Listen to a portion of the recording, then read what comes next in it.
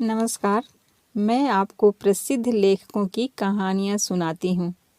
कहानी जो कभी नहीं होती पुरानी। कहानियाँ हमारी कल्पनाशीलता और क्रिएटिविटी को बढ़ाती हैं। बस इतना ध्यान रखें कि सिर्फ वैसी ही कहानियाँ सुनें और सुनाएं जो हमें कुछ अच्छा सिखाएं। तो आइए आज हम आपको लियो टॉल्स्टॉय की कहानी सुनाते हैं। मनुष्य का जीवन आधार क्या है। यह एक रूसी कहानी है जिसके अनुवादक हैं मुंशी प्रेमचंद। माधव नाम का एक चमार था जिसके न घर था न धरती। अपनी स्त्री और बच्चों सहित एक झोपड़े में रहकर मेहनत मजदूरी द्वारा पेट पालता था। मजूरी कम थी, अन्न महंगा था। जो कमाता था खा जाता था। सारा घर एक ही कंबल ओढ़कर जाड़ों के दिन काटता था और वह कंबल भी फटकर तार तार रह गया था। पूरे 1 वर्ष से वह इस विचार में लगा हुआ था कि दूसरा कंबल मोल ले ले। किसी तरह से पेट मार मार कर उसने 3 रुपए अपने पास जमा किए थे और 5 रुपए पास के गांव वालों पर आते थे। एक दिन उसने यह विचारा कि 5 रुपए गांव वालों से उगाहकर एक कंबल मोल ले आऊं। वह घर से चला। गांव में पहुंचकर वह पहले एक किसान के घर गया। किसान तो घर में नहीं था। उसकी स्त्री ने कह दिया, इस समय रुपया मौजूद नहीं है भैया, फिर कभी दे दूंगी। उसके बाद वह दूसरे के घर पहुंचा। वहां से भी रुपया ना मिला। फिर वह बनिए की दुकान पर जाकर कंबल उधार मांगने लगा। बनिया बोला, हम ऐसे कंगालों को उधार नहीं देते। कौन पीछे पीछे फिरे, जाओ अपनी राह लो। वह निराश होकर घर को लौट पड़ा। राह में सोचने लगा, कितने अचरज की बात है भाई। मैं सारे दिन काम करता हूँ, उस पर भी पेट नहीं भरता। चलते समय स्त्री ने कहा था कि कंबल अवश्य लाना। अब क्या करूं, कोई उधार भी तो नहीं देता। किसानों ने तो कह दिया अभी हाथ खाली है, फिर ले लेना। तुम्हारा तो हाथ खाली है, पर मेरा काम कैसे चले? तुम्हारे पास घर पशु सब कुछ है। मेरे पास तो सिर्फ यह शरीर ही शरीर है। तुम्हारे पास अनाज के कोठे भरे पड़े हैं और मुझे एक एक दाना मोल लेना पड़ता है। 7 दिन में 3 रुपए तो केवल रोटी में खर्च हो जाते हैं। क्या करूं, कहाँ जाऊं? हे भगवान। सोचता हुआ मंदिर के पास पहुंचकर देखता क्या है कि धरती पर कोई अधनंगा व्यक्ति पड़ा है। अंधेरा हो गया, साफ न दिखाई देता है। माधव ने समझा कि किसी ने इसके वस्त्र छीन लिए हैं। मुझसे क्या मतलब? ऐसा ना हो इस झगड़े में पड़ने से मुझ पर कोई आपत्ति आ खड़ी हो। चल दो। पर थोड़ी दूर गया था कि उसके मन में पछतावा हुआ। मैं कितना निर्दयी हूं। कहीं यह बेचारा भूखों न मर रहा हो। कितने शर्म की बात है कि मैं उसे इस दशा में छोड़ चला जाता हूं। वह लौट पड़ा और उस आदमी के पास जाकर खड़ा हो गया। पास पहुंचकर माधव ने देखा कि वह मनुष्य भला चंगा जवान है, केवल शीत से दुखी हो रहा है। उस मनुष्य को आंख भरकर देखना था कि माधव को उस पर दया आ गई। अपना कोट उतार कर बोला, यह समय बातें करने का नहीं, यह कोट पहन लो और मेरे संग चलो। उस मनुष्य का शरीर स्वच्छ, मुख दयालु और हाथ पांव सुडौल थे। वह बहुत ही प्रसन्न बदन था।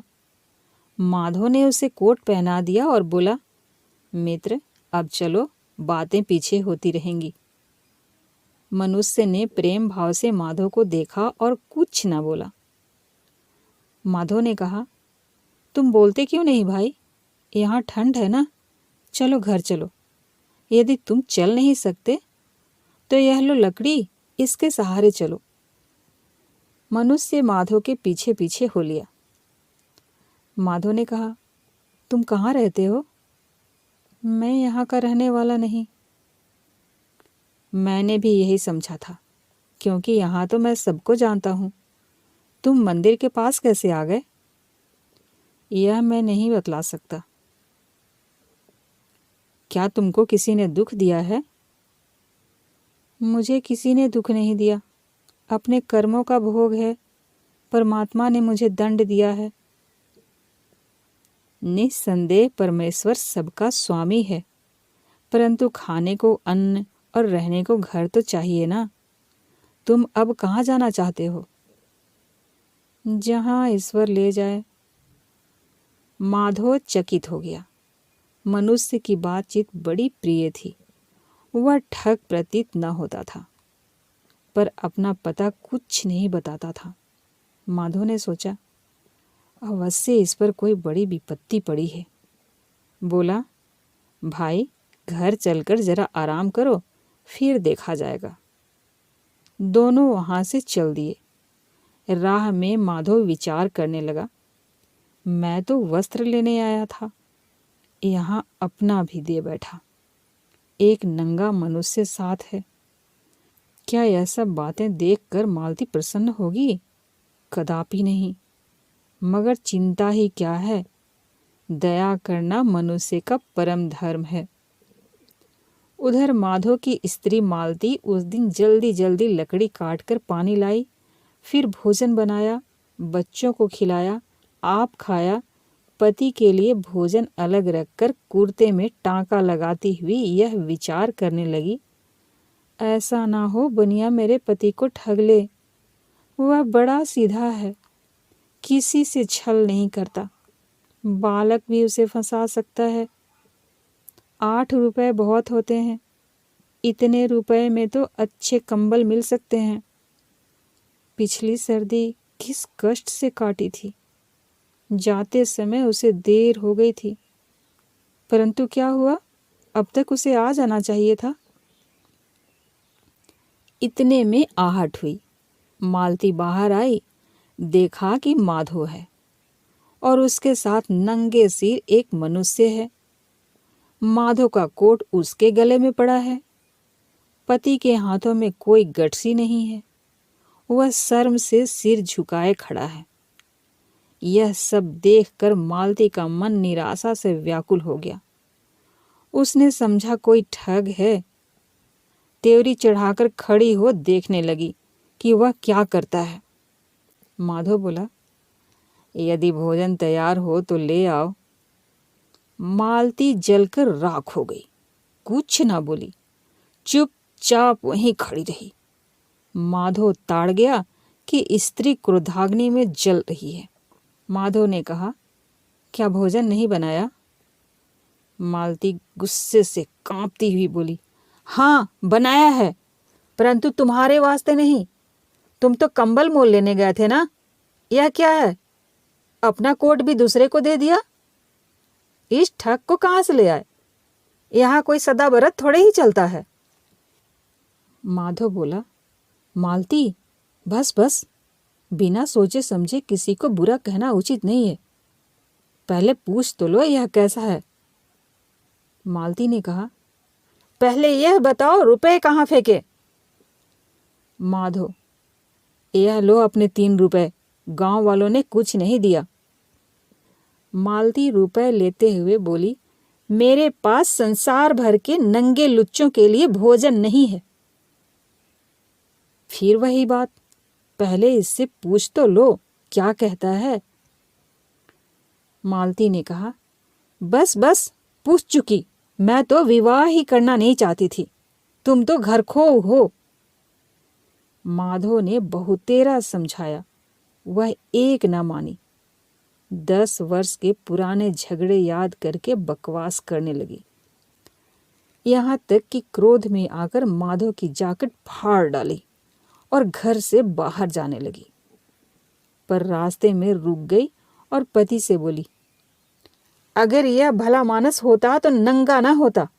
भला तुम्हारी भेंट इससे कहाँ हुई? माधव ने कहा, बस यही तो मैं तुमको बतलाना चाहता हूँ। यह गांव के बाहर मंदिर के पास नंगा बैठा था। भला विचार तो कर, यह ऋतु बाहर नंगा बैठने की है। दैव गति से मैं वहां जा पहुंचा, नहीं तो क्या जाने यह मरता या जीता। हम क्या जानते हैं कि इस पर क्या विपत्ति पड़ी है। मैं अपना कोट पहनाकर इसे यहाँ ले आया हूँ। देख, क्रोध मत कर। क्रोध पाप का मूल है। एक दिन हम सबको यह संसार छोड़कर जाना है। मालती कुछ कहना चाहती थी, पर मनुष्य को देखकर चुप हो गई। वह आंखें मूंदे, घुटनों पर हाथ रखे, मौन धारण किए स्थिर बैठा था। माधव ने कहा, प्यारी, क्या तुम में ईश्वर का प्रेम नहीं? यह वचन सुन मनुष्य को देखकर मालती का चित्त तुरंत पिघल गया। झट से उठी और भोजन लाकर उसके सामने रख दिया और बोली, खाइए। मालती की यह दशा देखकर मनुष्य का मुखारविंद खिल गया और वह हंसा। भोजन कर लेने पर मालती बोली, तुम कहाँ से आए हो? मनुष्य ने कहा, मैं यहाँ का रहने वाला नहीं। तुम मंदिर के पास किस प्रकार पहुंचे? मैं कुछ नहीं बता सकता। क्या किसी ने तुम्हारा माल चुरा लिया है? किसी ने नहीं, परमेश्वर ने यह दंड दिया है। क्या तुम वहां नंगे बैठे थे? हाँ, शीत के मारे ठिठुर रहा था। माधव ने देखकर दया की, कोट पहनाकर मुझे यहाँ ले आया। तुमने तरस खाकर मुझे भोजन खिला दिया। भगवान तुम दोनों का भला करे। मालती ने एक कुर्ता और दे दिया। रात को जब वह अपने पति के पास जाकर लेटी तो यह बातें करने लगी। सुनते हो? हाँ। अन्न तो खत्म हो गया, कल भोजन कहाँ से करेंगे? शायद पड़ोसी से मांगना पड़े। माधव ने कहा, जिएंगे तो अन्न भी कहीं से मिल ही जाएगा। मालती बोली, वह मनुष्य अच्छा आदमी मालूम होता है, अपना पता क्यों नहीं बतलाता? क्या जानूं, कोई कारण होगा। हम औरों को देते हैं, पर हमको कोई नहीं देता। माधव ने इसका कुछ उत्तर नहीं दिया, मुंह फेर कर सो गया। प्रातः काल हो गया। माधव जागा, बच्चे अभी सोए पड़े थे। मालती पड़ोसिन से अन्न मांगने गई थी। अजनबी मनुष्य भूमि पर बैठा आकाश की ओर देख रहा था, परंतु उसका मुख अब प्रसन्न था। माधव बोला, मित्र, पेट रोटी मांगता है, शरीर वस्त्र, अतएव काम करना तो आवश्यक है ना। तुम कोई काम जानते हो? मनुष्य ने कहा, मैं कोई काम नहीं जानता। अभ्यास बड़ी वस्तु है। मनुष्य यदि चाहे तो सब कुछ सीख सकता है। मैं सीखने को तैयार हूँ, आप सिखा दीजिए। तुम्हारा नाम क्या है? भाई मैकू, यदि तुम अपना हाल सुनाना नहीं चाहते हो तो ना सुनाओ, परंतु कुछ काम अवश्य करो। जूते बनाना सीख लो और यहीं रहो। बहुत अच्छा, आप सिखा दीजिए। अब माधव ने मैकू को सूत बांटना, उस पर मोम चढ़ाना, जूते सिलना आदि काम सिखाना शुरू कर दिया। मैकू 3 ही दिन में ऐसे ऐसे सुंदर जूते बनाने लगा, मानो सदा से चमार का ही काम करता रहा हो। वह घर से बाहर नहीं निकलता था, बोलता भी बहुत कम था। अब तक वह केवल एक बार उस समय हंसा था जब मालती ने उसे भोजन कराया था, फिर वह कभी नहीं हंसा। धीरे धीरे 1 वर्ष बीत गया। चारों ओर धूम मच गई कि माधव का नौकर मैकू जैसे पक्के और मजबूत जूते कोई दूसरा नहीं बना सकता। माधव के पास बहुत काम आने लगा। और उसकी आमदनी बहुत बढ़ गई। एक दिन माधो और मैकू बैठे काम कर रहे थे कि एक गाड़ी आई। उसमें से एक धनी पुरुष उतरकर झोपड़े के पास आया। मालती ने झट से किवाड़ खोल दिए। वह भीतर आ गया। माधव ने उठकर प्रणाम किया। उसने ऐसा सुंदर पुरुष पहले कभी नहीं देखा था।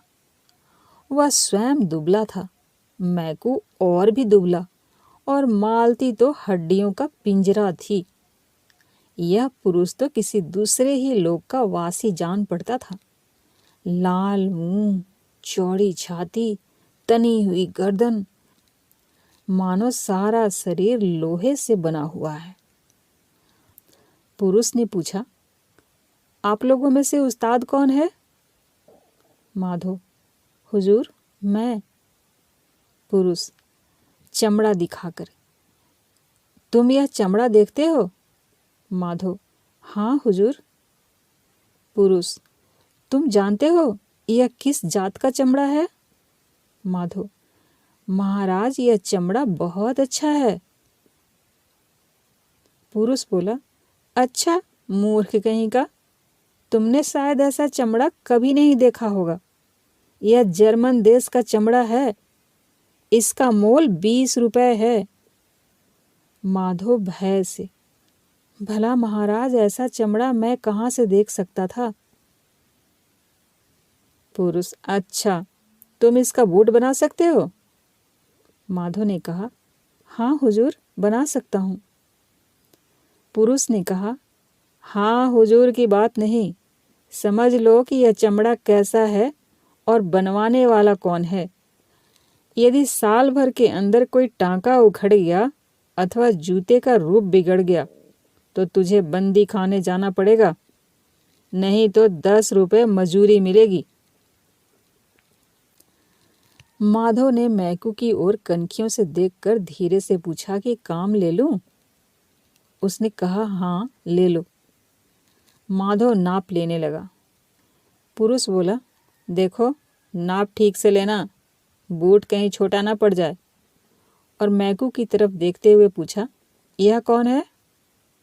माधव ने कहा, हुजूर, यह मेरा कारीगर है। पुरुष मैकू से बोला, देखो, बूट 1 वर्ष चलना चाहिए, पूरा 1 वर्ष, कम नहीं। मैकू का उस पुरुष की ओर ध्यान ही नहीं था। वह किसी और ही धुन में मस्त बैठा हंस रहा था। पुरुष क्रोध से बोला, मूर्ख, बात सुनता है कि हंसता है? देखो, बूट बहुत जल्दी तैयार करना, देर ना होने पाए। बाहर निकलते समय पुरुष का मस्तक द्वार से टकरा गया। माधव बोला, सिर है कि लोहा, किवाड़ ही तोड़ डाला था। मालती बोली, धनवान ही बलवान होते हैं, इस पुरुष को यमराज भी हाथ नहीं लगा सकता, और की तो बात ही क्या है। उस आदमी के जाने के बाद माधव ने मैकू से कहा, भाई, काम तो ले लिया है, कोई झगड़ा ना खड़ा हो जाए। चमड़ा बहुमूल्य है और यह आदमी बड़ा क्रोधी मालूम होता है, भूल ना होनी चाहिए। तुम्हारा हाथ साफ हो गया है, बूट काट तुम दो, सी मैं दूंगा। मैकू बूट काटने लगा। मालती नित्य अपने पति को बूट काटते देखा करती थी। मैकू की काट देखकर चकरा गई कि वह क्या कर रहा है। शायद बड़े आदमियों के बूट इसी प्रकार काटे जाते हों, यह विचार कर चुप हो गई। मैकू ने चमड़ा काटकर दोपहर तक स्लीपर तैयार कर लिए। माधव जब भोजन करके उठा तो देखता क्या है कि बूट की जगह स्लीपर बने रखे हैं। वह घबरा गया और मन में कहने लगा, इस मैकू को मेरे साथ रहते 1 वर्ष हो गया, ऐसी भूल तो उसने कभी नहीं की। आज इसे क्या हो गया?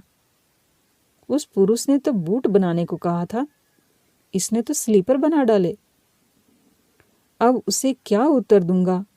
ऐसा चमड़ा और कहाँ से मिल सकता है? फिर मैकू से बोला, मित्र, यह तुमने क्या किया? उसने तो बूट बनाने को कहा था ना, अब मेरे सिर के बाल न बचेंगे।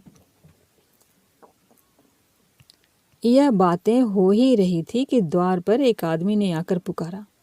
मालती ने किवाड़ खोल दिए। यह उस धनी आदमी का वही नौकर था जो उसके साथ यहाँ आया था। उसने आते ही कहा, राम राम भैया, तुमने बूट बना तो नहीं डाले? माधो ने कहा, हाँ बना रहा हूँ। नौकर बोला, मेरे स्वामी का देहांत हो गया, अब बूट बनाना व्यर्थ है। माधो, अरे? नौकर, वह तो घर तक भी पहुंचने नहीं पाए, गाड़ी में ही प्राण त्याग दिए। स्वामिनी ने कहा है कि उस चमड़े के स्लीपर बना दो। माधो प्रसन्न होकर बोला, यह लो स्लीपर। आदमी स्लीपर लेकर चलता बना। मैकू को माधो के साथ रहते रहते 6 वर्ष बीत गए। अब तक वह केवल 2 बार हंसा था, नहीं तो चुपचाप बैठा अपना काम किए जाता था। माधो उस पर अति प्रसन्न था और डरता रहता था कि कहीं भाग न जाए। इस भय से माधो ने उससे पता बता पूछना छोड़ ही दिया। एक दिन मालती चूल्हे में आग जला रही थी, बालक आंगन में खेल रहे थे। माधो और मैकू बैठे जूते बना रहे थे कि एक बालक ने आकर कहा, चाचा मैकू, देखो वह स्त्री 2 लड़कियां संग लिए आ रही हैं। मैकू ने देखा कि एक स्त्री चादर ओढ़े छोटी छोटी कन्याएं संग लिए चली आ रही है। कन्याओं का एक सा रंग रूप है, भेद केवल यह है कि उनमें एक लंगड़ी है। बूढ़ी भीतर आई तो माधो ने पूछा, माई क्या काम है? उसने कहा, इन लड़कियों के जूते बना दो। माधो बोला, ठीक है माई, बहुत अच्छा। वह नाप लेने लगा तो देखा कि मैकू इन लड़कियों को इस प्रकार ताक रहा है मानो पहले कहीं देखा है। बूढ़ी बोली, इस लड़की का एक पांव लुंजा है, एक नाप इसका ले लो, बाकी 3 पैर एक जैसे हैं। ये लड़कियां जुड़वा हैं। माधव नाप लेते हुए पूछा, यह लंगड़ी कैसे हो गई? क्या जन्म से ही ऐसी है? बूढ़ी बोली, नहीं भैया, इसकी माता ने ही इसकी टांग कुचल दी थी। मालती ने कहा, तो क्या तुम इनकी माता नहीं हो? बूढ़ी बोली, नहीं बहन, न इनकी माता हूँ न संबंधी। ये मेरी कन्याएं नहीं, मैंने इन्हें पाला है। मालती बोली, तिस पर भी तुम इन्हें बड़ा प्यार करती हो? बूढ़ी बोली, प्यार क्यों ना करूं, मैंने अपना दूध पिला पिला कर इन्हें बड़ा किया है। मेरा अपना भी बालक था, परंतु उसे परमात्मा ने ले लिया। मुझे इनके साथ उससे भी अधिक प्रेम है। मालती ने कहा, तो ये किसकी कन्याएं हैं? बूढ़ी बोली, 6 वर्ष हुए कि 1 सप्ताह के अंदर इनके माता पिता का देहांत हो गया। पिता की मंगल के दिन मृत्यु हुई, माता की शुक्रवार को। पिता के मरने के 3 दिन पीछे ये पैदा हुई। इनके माँ बाप मेरे पड़ोसी थे। इनका पिता लकड़हारा था। जंगल में लकड़ियाँ काटते काटते वृक्ष के नीचे दबकर मर गया। उसी सप्ताह में इनका जन्म हुआ। जन्म होते ही माता भी चल बसी। दूसरे दिन जब मैं उससे मिलने गई तो देखा कि बेचारी मरी पड़ी है। मरते समय करवट लेते हुए इस कन्या की टांग उसके नीचे दब गई। गांव वालों ने उसका दाह कर्म किया। इनके माता पिता रंक थे, कौड़ी पास न थी। सब लोग सोचने लगे कि कन्याओं को कौन पाले। उस समय वहाँ मेरी गोद में 2 महीने का बालक था। सबने यही कहा कि जब तक कोई प्रबंध ना हो तुम ही इनको पालो। मैंने इन्हें संभाल लिया। पहले पहल मैं इस लंगड़ी को दूध नहीं पिलाया करती थी, क्योंकि मैं समझती थी कि यह मर जाएगी। पर फिर मुझे इस पर दया आ गई और इसे भी दूध पिलाने लगी। उस समय परमात्मा की कृपा से मेरी छाती में इतना दूध था कि तीनों बालकों को पिलाकर भी बह निकलता था। मेरा बालक मर गया, ये दोनों पल गईं। हमारी दशा पहले से अब बहुत अच्छी है। मेरा पति एक बड़े कारखाने में नौकर है। मैं इन्हें प्यार कैसे ना करूं? ये तो मेरा जीवन आधार है। यह कहकर बुढ़िया ने दोनों लड़कियों को छाती से लगा लिया। मालती बोली, सत्य है, मनुष्य माता पिता के बिना जी सकता है, परंतु ईश्वर के बिना जीता नहीं रह सकता। ये बातें हो ही रही थी कि सारा झोपड़ा प्रकाशित हो गया। सबने देखा कि मैकू कोने में बैठा हंस रहा है। बुढ़िया लड़कियों को लेकर बाहर चली गई तो मैकू ने उठकर माधो और मालती को प्रणाम किया और बोला, स्वामी, अब मैं विदा होता हूँ। परमात्मा ने मुझ पर दया की। यदि कोई भूल चूक हुई हो तो क्षमा करना। माधो और मालती ने देखा कि मैकू का शरीर तेजोमय हो रहा है। माधो दंडवत करके बोला, मैं जान गया कि तुम साधारण मनुष्य नहीं। अब मैं तुम्हें नहीं रख सकता, ना कुछ पूछ सकता हूँ। केवल यह बता दो कि जब मैं तुम्हें अपने घर लाया था तो तुम बहुत उदास थे। जब मेरी स्त्री ने तुम्हें भोजन दिया तो तुम हंसे। जब वह धनी आदमी बूट बनवाने आया था तब तुम हंसे। आज लड़कियों के संग बूढ़ी आई तब तुम हंसे। यह क्या भेद है भाई? तुम्हारे मुख पर इतना तेज क्यों है? मैकू बोला, तेज का कारण तो यह है कि परमात्मा ने मुझ पर दया की। मैं अपने कर्मों का फल भोग चुका। ईश्वर ने 3 बातों को समझाने के लिए मुझे इस मृत्यु लोक में भेजा था। तीनों बातें समझ गया, इसलिए मैं 3 बार हंसा।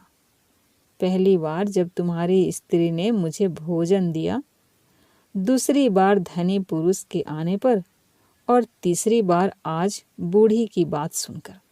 माधव बोला, परमेश्वर ने यह दंड तुम्हें क्यों दिया था? वे 3 बातें कौन सी हैं? मुझे भी बताओ। मैकू ने कहा, मैंने भगवान की आज्ञा न मानी थी, इसलिए यह दंड मिला था। मैं देवता हूँ। एक समय भगवान ने मुझे एक स्त्री की जान लेने के लिए मृत्यु लोक में भेजा। जाकर देखता हूँ कि स्त्री अति दुर्बल है और भूमि पर पड़ी है। पास तुरंत की जन्मी 2 जुड़वा लड़कियां रो रही हैं। मुझे यमराज का दूत जानकर वह बोली, मेरा पति वृक्ष के नीचे दबकर मर गया है। मेरे ना बहन है न माता। इन लड़कियों को कौन पालन करेगा?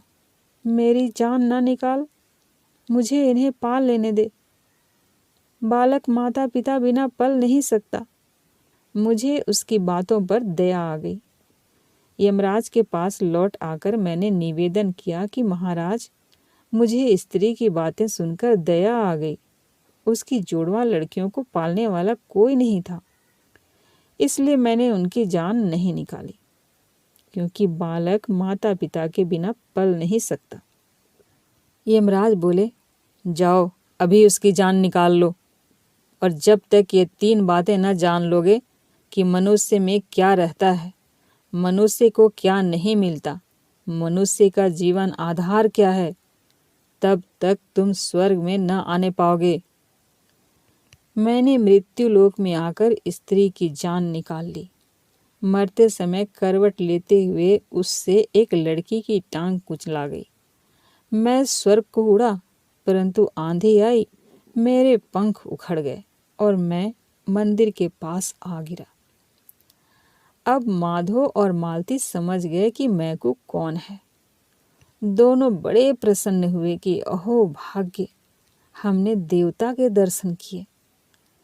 मैकू ने फिर कहा, जब तक मनुष्य शरीर धारण नहीं किया था, मैं शीत और गर्मी, भूख और प्यास का कष्ट न जानता था।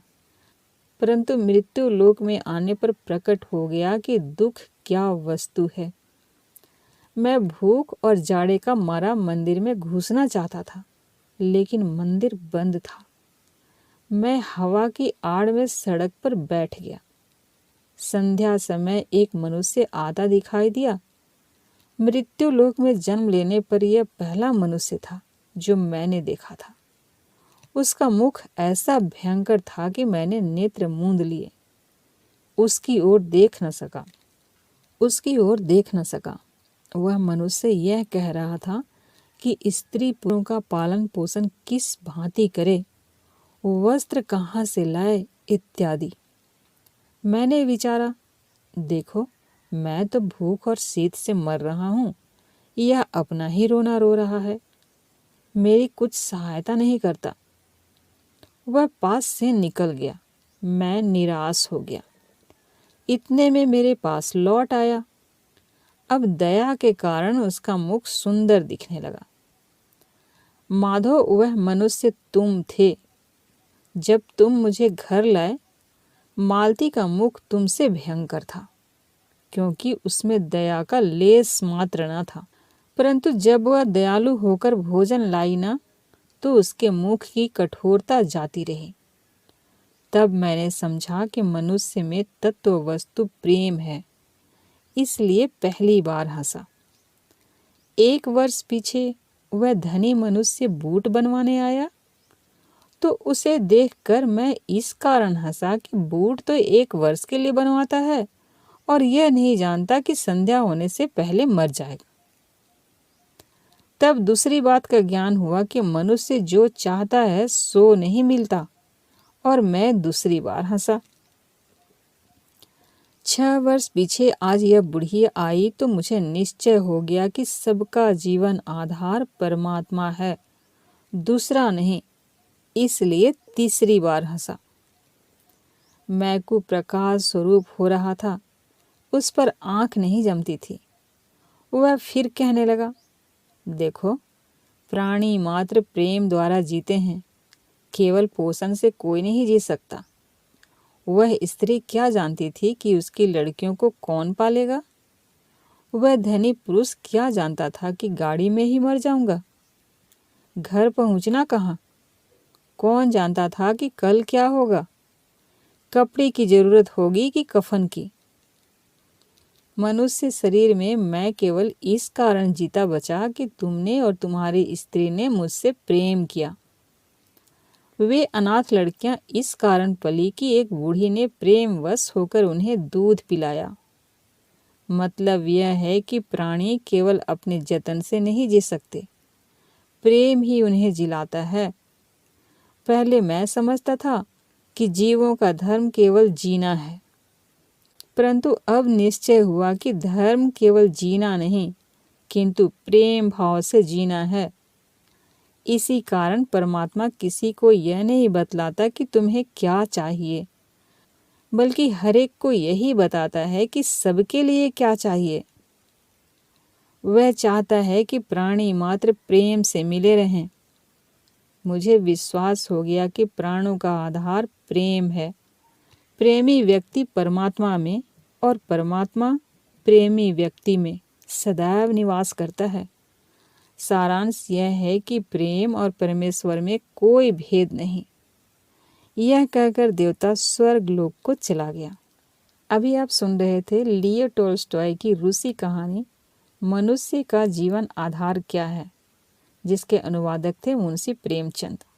उम्मीद है कहानी आपको पसंद आई। तो कहानी को लाइक कीजिए और चैनल को सब्सक्राइब कीजिए। अच्छा, तो हम चलते हैं और एक नई कहानी के साथ फिर मिलते हैं। धन्यवाद।